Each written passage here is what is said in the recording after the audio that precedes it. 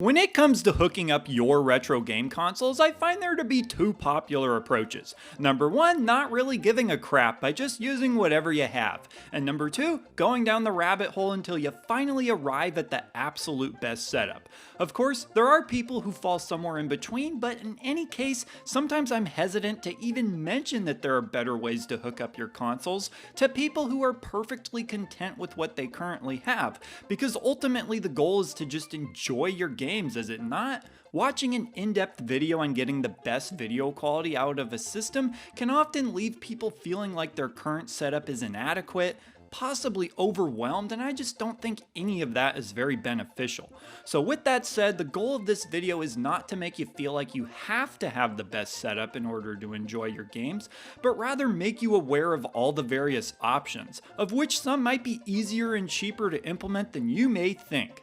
After all, we have a lot of passion for these games, and improving the video quality can often enhance the experience in a way that feels like new life has been breathed into them. I'm going to be as thorough as I can without getting too into the weeds, in order to make things easier to follow and understand. What I'd like to do first is go over the basic hierarchy of video cables that get brought up most often, and then go over how they apply to each of the most popular retro consoles. Let's start with the worst quality over on the left, which is RF. RF is what most consoles came with by default during the 8-bit and 16-bit generations, and as a result is what most of us were playing our Nintendos, Super Nintendos, and Sega Genesis with.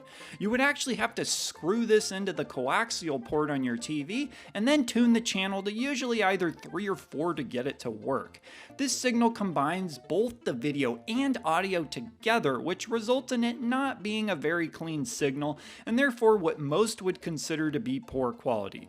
Luckily for most consoles, it's very easy to upgrade from RF because the next step up is Composite, which became very standardized in the US for years and years. Some would even say longer than it should have.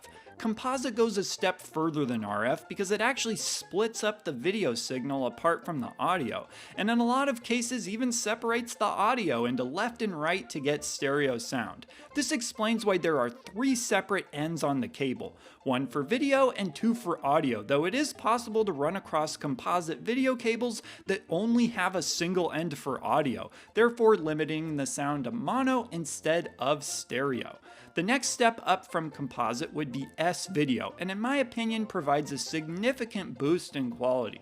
This comes from the video being separated into 2 different channels, 1 for black and white and 1 for coloring. While not nearly as standardized in the US as composite video, there are still quite a few TVs that supported it and a lot of consoles that supported it as well. Next up, we have RGB SCART. This often throws people in the US for a loop because we actually didn't get this type of connection in the US. It was actually far more common in PAL territories. You can still plug these cables into US consoles, but in order to plug them into a US TV, you're going to need a converter, such as a SCART to component converter for a commercial TV, or what's called a SCART to BNC conversion if you have a fancy PVM or BVM. Now, at this point you may be thinking, my TV doesn't have some of these inputs on them. Well, if you want to plug your retro console into an HD TV, then you're probably going to want to convert whatever signal you're outputting to HDMI anyways, of which there are a few options for doing so. As for the 4 options that I've gone over, these connections can all be found on regular US CRT televisions, with of course the exception of RGB SCART, which you'll likely want to convert to component video, not to be confused with composite video, which people get mixed up on the names of all the time. So say it with me, folks. Composite is yellow, component is red, green, and blue. Composite is yellow, component is red, green, and blue. Just rolls right off the tongue, doesn't it? Alright. Now you're never allowed to forget that, and if you were just chanting at your computer screen out loud, then you are my hero for life. You can also just straight up get component cables for these consoles if you don't want to deal with the SCART cables, though these can be tricky to hunt down.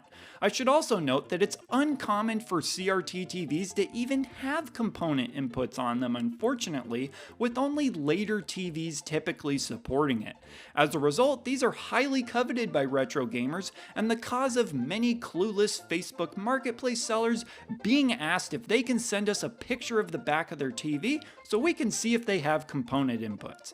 Okay, and now it's time to go over some of the more popular retro systems and which video outputs they support natively as opposed to which outputs require the console to be modded. The Nintendo Entertainment System supports RF and Composite natively but requires modification to support S-Video and RGB. And if you're looking at the NES Junior, unless you have a super rare version of it, these require modification to output anything besides RF. The Sega Genesis supports RF, Composite, and RGB natively, but oddly not S-Video, which requires modifying your console, which you would probably only do if RGB isn't an option for you, since that would be better anyway. And by the way, this goes for the Model 1, 2, and 3. The Super Nintendo supports RF, Composite, S-Video, and RGB all natively. That's what I'm talking about. The PlayStation 1 supports RF, Composite, S-Video, and RGB all natively. The Sega Saturn supports RF, Composite, S-Video, and RGB all natively. Noticing a trend? The Nintendo 64 supports RF, Composite, S-Video, and not RGB natively? What the heck? Yep, that's right, it requires a modification. And then the Sega Dreamcast, well, the Dreamcast supports everything too. Additionally, it even supports VGA, but if you want to use anything higher quality than S-Video with this console, you're going to need to check your library of games with the list of ones that actually have issues with certain kinds of connections and video signals. I should also mention that you won't necessarily be able to find first-party cables for all of these various hookups. RF and composite video cables are usually pretty easy and cheap to find first-party cables for, but when it comes to S-Video, they can often be expensive since they were made in limited supply back in the day. However, some third-party cables can definitely still be decent and pretty affordable. You do want to look out for cheaply made Super Nintendo S-Video cables though, which happen to also work for N64 and GameCube by the way. A lot of the cheaper ones aren't wired properly, which can result in nonsense like diagonal lines showing up in your picture. Look for sellers who proudly claim that they have wired their cables properly with reviews from buyers that back this claim up. When it comes to RGB cables, the quality of the cable becomes more important since you're likely not going to be buying cables made by first parties, but rather cables that were made by somebody in modern times. Luckily, because these cables are considered somewhat of a gold standard amongst retro gamers, you can find companies that put a lot of care into well-made cables that you can purchase for basically any console that supports them. Retro Gaming Cables UK sticks out to me. All their cables have been pretty solid. And now I get to the part where I talk about why some people actually prefer composite video above all else. You see, a lot of game designers actually used a technique called dithering in order to take advantage of some of the inherent blur that came from composite and even RF to manipulate the coloring and shading. The waterfalls in Sonic are probably the most famous example that people like to point to. Because of this, some people will tell you that this is the intended way to play these games, and perhaps some people may just want to play their retro consoles with a blurrier connection because it's how they remember their games. Because these are personal preferences, I don't think there's really a wrong answer. Whichever method allows you to enjoy your games the most is what you should do. Heck, if you want to rock RF for all your systems just to stick it to all the video files because that's what lights your loins, then go for it. Oh, and one more thing in case you're curious. I'm using a 27-inch Sony Trinitron Wega in this video, and it's important to note that there really is just no replacement for actually looking at a CRT in person. But I think that about does it. There's a million more things I could say about all of this, like how the quality of certain output types differs between consoles, variations between the motherboards on a given system. I wasn't joking when I said you can really get into the weeds on this stuff.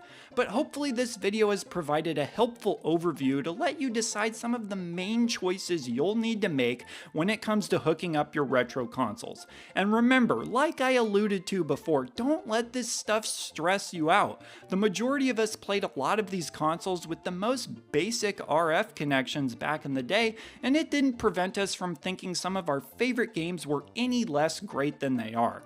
If video quality is important to you and you want to make an upgrade, enjoyed, that's great, but no matter what you do, just make sure you're having fun. And of course, be sure to let me know any follow-up questions you may have, and hopefully either myself or somebody else can answer it for you. But for this video's question, I want to ask all of you just how important the video quality of your games is to you. What do you prefer and how much does it matter to you? I'd love to hear your answers as always, so be sure to leave those comments down below, and I will see ya in the next video.